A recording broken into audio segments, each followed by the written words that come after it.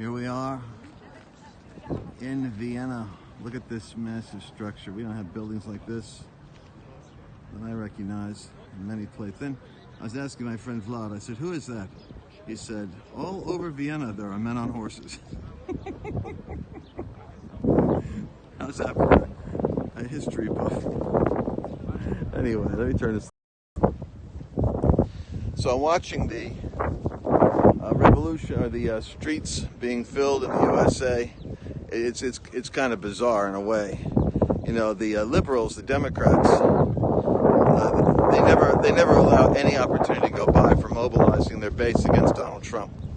And so it's always happening while I'm out of the country. Something crazy's going on.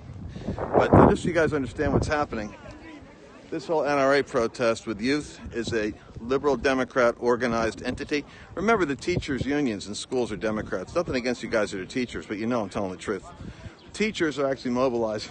Kids, 11 to 15 years old, don't really have complex policy insights and philosophies about the Fifth Amendment, Second Amendment, First Amendment. They can't even recite them. All that they know is the left will organize anyone. Because the leftist spirit is basically it is like a communist spirit. Matter of fact, you got communists there, people openly sporting the fashionable Communist Party T-shirts going on. Why is that? Well, because the spirit of anarchy and lawlessness and protest go together. All the revolutions in the world have always been, the discontented masses overthrowing the elite. The problem is we have a godly elite, a good elite, and a Cyrus elite, and the left hate it because they're not in power. They're not in power, so the devil's not happy because the devil wants that power back. That's my theology, and I can give you several reasons why, from the murdering of babies to the destruction of marriage as an institution, to the persecution and silencing of free speech among Christians, to the prosecution of bakers and carpenters and small businesses, and even the whole NRA protest. I don't want to use the word hilarious, but it's only hilarious if you appreciate irony from a Jewish humor perspective, because you got people protesting. The Black Lives Matter's involved with this. I'm noticing they're there. This is interesting because you have 645 homicides that took place in the black city of Chicago alone among black people. That's the black part of the city, and I think white, black, Hispanic, Asian Christians are equally horrified at the thought that there could be that kind of homicide. But why aren't there being protests organized in Chicago? Why does it have to be protests organized in Washington against Donald Trump? Why? Because Black Lives Matter is not really about Black Lives in Chicago. It's about a part of the political expression of the left-wing funded protest machine that is trying to divide people from people, black from white, and Hispanic from everybody. In other words, the left makes a living off of identity politics. Learn the language, identity politics.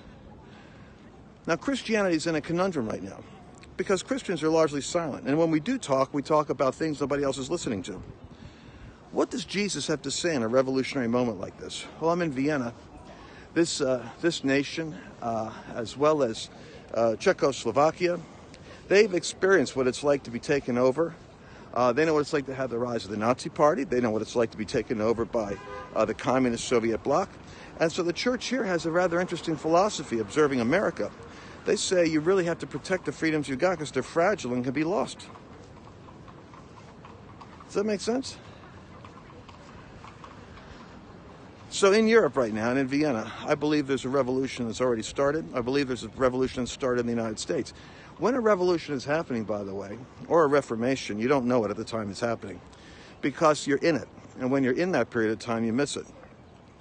But the populist uprising that's taken place in Italy as they voted against the control of centralized government, big government the way it was, the same way that Hungary is rebelling and the same way that the various other Central Europe nations are pushing back on enforced immigration that's causing them to lose their culture.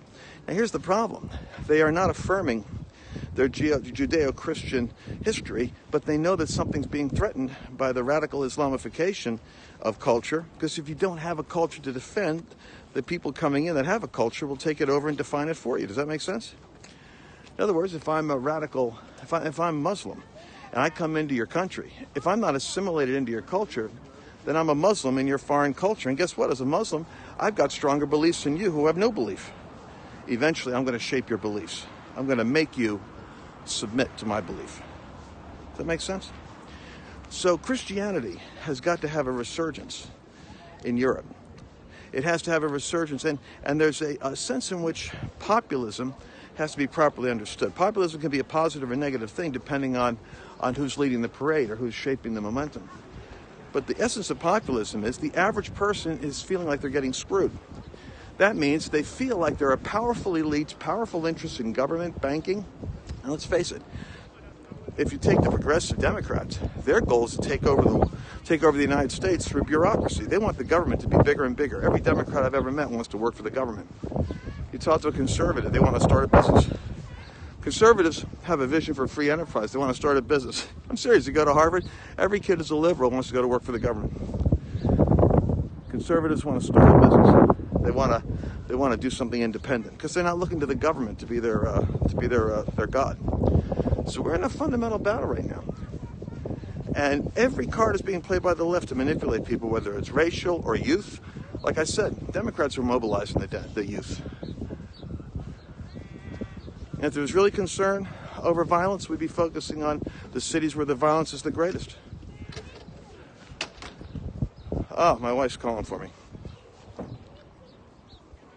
All right. I hear a voice in the distance. That means I'm walking in the wrong direction. Well, there you go. I gave you my opinions from Vienna, watching the protests in Washington, and saying that there's a revival coming here into Europe, and stadiums are going to be reignited with preachers of the gospel. But I'm saying the populist movement needs to have an uprising of Christians.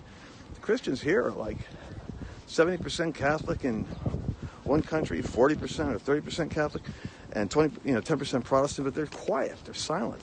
They don't know. They're not awake. They're not woke. Anyway, I'll delete this broadcast later, but I'll let it go simmer out there so that a few of my left-wing friends can get it on their blogs before I take it down. Bye-bye.